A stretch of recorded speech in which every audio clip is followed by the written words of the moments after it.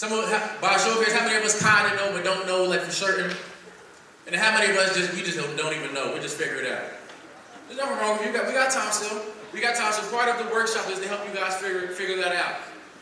Right? But the reason that I'm a firm believer that goals are so important, the reason I'm a firm believer is because you guys know I work with kids all the time. I have a nonprofit called the Advantage Program. And what happened is, there was two kids that were getting in trouble, and the mom asked me, like, she's a single mom, she said, hey, I don't know what to do. My son and my daughter, they keep getting in trouble, can you talk to them? So I went and talked to the kids. In my city, there's a bus station, and the bus station has a bunch of homeless people that live around it. The homeless population is actually growing. They moved to City Hall now as well. So I'm walking with the young man and the young lady, and instead of just talking to them, sometimes I like to show people, right? Sometimes I know you guys get tired of adults just talking.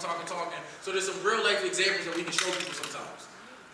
So I took the young man and the young lady, we went down to the bus station so I can show them the homeless people. And I said, I want you guys to figure out what happened. How do you guys think they ended up homeless? They said, I don't know, TP, how you think? For those that don't know, my nickname is TP. It does not stand for taller people. Y'all know people like saying that. And I said, I don't know, let's ask him. So we go ask, I say, I'll go first, and I walk up to a gentleman, I say, excuse me, sir. Me and my friends were wondering, how did you end up homeless? And the guy said that when he was in middle school, 13 years old, he used to smoke weed, and one of his friends put something in the weed that he was smoking, and it started like a lace blunt. He ended up smoking crack, and ever since then, he's just been using drugs. He went from crack to heroin, and he just can't get himself clean. He's been in and out of jail, and now he sleeps there because every time he gets money, he can't save it because he spends it on drugs. I said, thank you so much for your time. See, I know a lot of times we don't drink drugs, leave stuff, vaping and stuff. I know we just think it's nothing.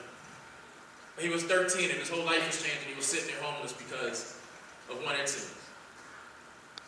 So I said to the young lady, do you want to go next? You know, they say lady before gentleman, and she did what y'all do. Oh, no. I was like, all right, cool, got me up, my man. He's like, all right, I got it. So he walked up to another gentleman. He said, excuse me, sir, how did you end up here? How did you end up homeless? And the guy said that he never got an education. He never went to college. And he said he started selling drugs. He started using drugs. His family didn't want anything to do with him. His kids didn't want anything to do with him. And he felt like he was losing his mind. So he just kept doing drugs and he sleeps there. I'm like, man, these drugs just keep messing with people. So there was the lady left, and the young girl walked up to an older lady and said to the lady, she said, ma'am, how did you end up homeless? Usually, how did you end up homeless? And the lady said that she got a DUI, and she was drinking and driving, got a DUI, and ended up getting a jail sentence. And she was drinking, and her fetus was 2 months old. She ended up giving birth to her baby while she was in jail. And she lost her mind when she got out of jail. Her family didn't want anything to do with her. They took her kids, and she doesn't know what to do, so she just sleeps with her. Guys, what I learned is a lot of times people don't plan on being homeless. People don't plan on going to jail. People don't plan on these things, but these things happen when we don't have goals, when we don't have something we're aiming for, when we don't have someplace we're trying to get, when we don't have something that we're trying to accomplish. What starts happening is life starts happening to us. Right? Because I'll never forget when I got out of jail, I just knew for a fact I was going to change my life. I just knew for a fact, I'm like, man, I'm going to be a millionaire. I just knew it. And 2 years after I knew I was going to do all that stuff, my brother was shot and killed. See, I'm pretty sure if you talk to some of your teachers, they've lost people. They have friends and family members that go through stuff, as do you. Because life happens to us all. But when we don't have a goal, when we don't have something we're trying to do, when we don't have something we're trying to accomplish, when life comes and knocks us down, we have a tendency to stay down.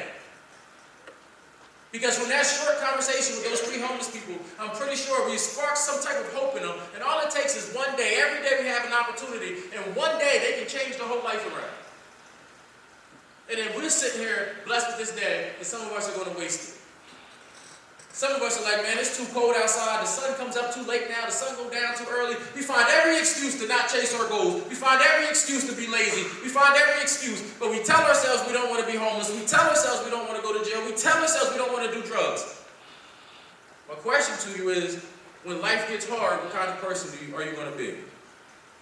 Because that's ultimately what character is. That's ultimately what integrity is. And that's what school is actually trying to teach you.